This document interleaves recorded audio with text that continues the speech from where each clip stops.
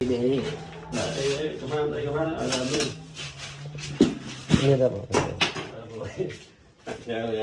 Rồi khoan nữa này.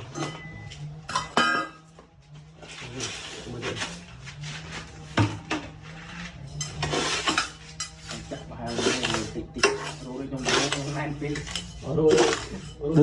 Được sạch như nào vậy? Sạch trong nó kia. Tôi cho ập vào chẳng tư. Ốc sọt. Anh sạch dân cừm. Anh ấy chạm hấp bên chứ mà sạch không này. Chắp bình.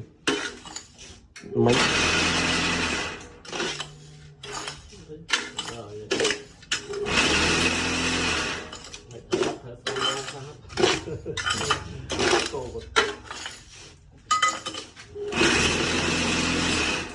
Đây mà này. Kinh số cao chấn. Đợi đây này.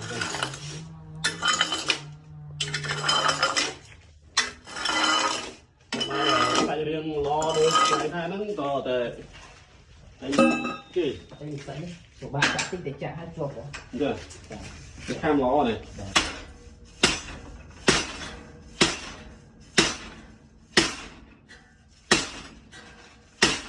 Đó đây.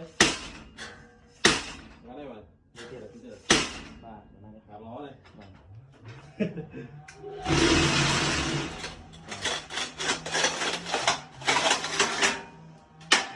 Ok.